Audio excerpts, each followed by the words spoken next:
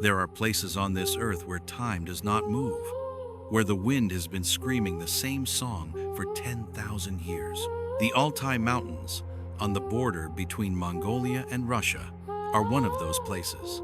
In the winter of 2024, the temperature dropped to minus 43 degrees Celsius.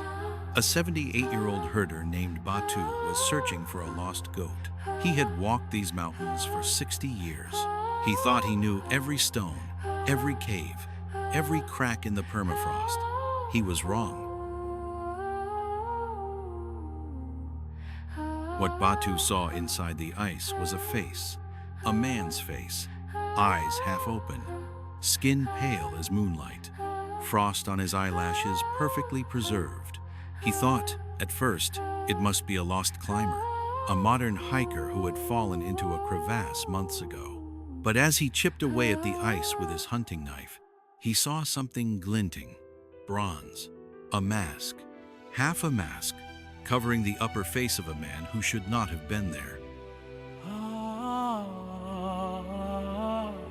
Batu walked 30 kilometers through the storm to the nearest outpost.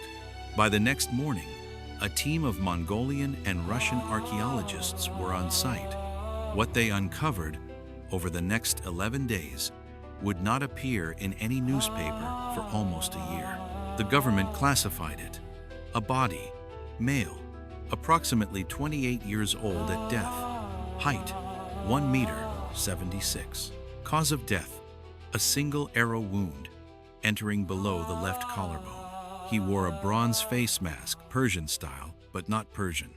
A leather cuirass lined with overlapping iron scales, Chinese style, but not Chinese. A short sword at his hip, Scythian, but reforged. And in his right hand, clenched against his chest, was a roll of leather. The leather scroll was carbon dated to between 220 and 210 BCE.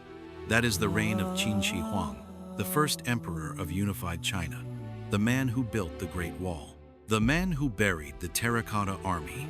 The scroll contained 147 names, written in the seal script of the Qin dynasty, each name followed by a single character, West.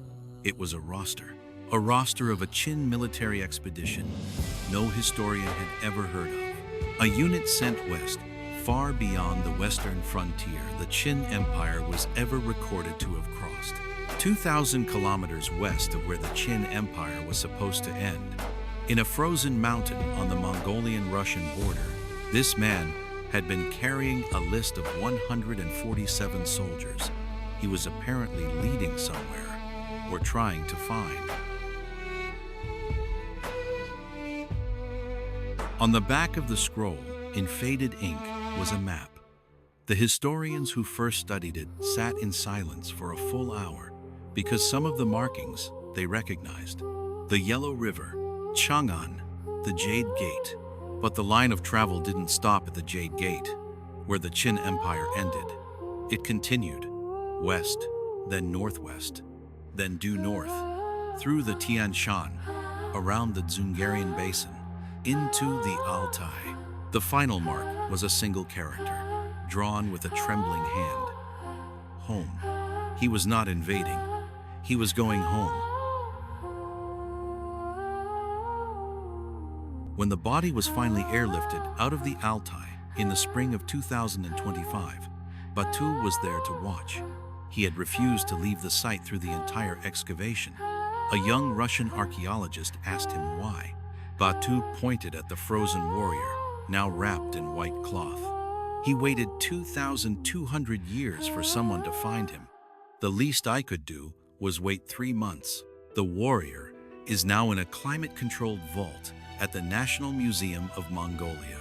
The scroll is being decoded, character by character. Of the 147 names, researchers have so far matched only 9 to fragments in surviving Qin military records. The other 138 men do not appear in any history that we currently know. We do not know who he was. We do not know if he reached home. We do not know what the other 146 men were doing 2,000 kilometers beyond the edge of their empire, but somewhere in the Altai permafrost, they may still be waiting. The ice does not forget. It only waits to be asked the right question.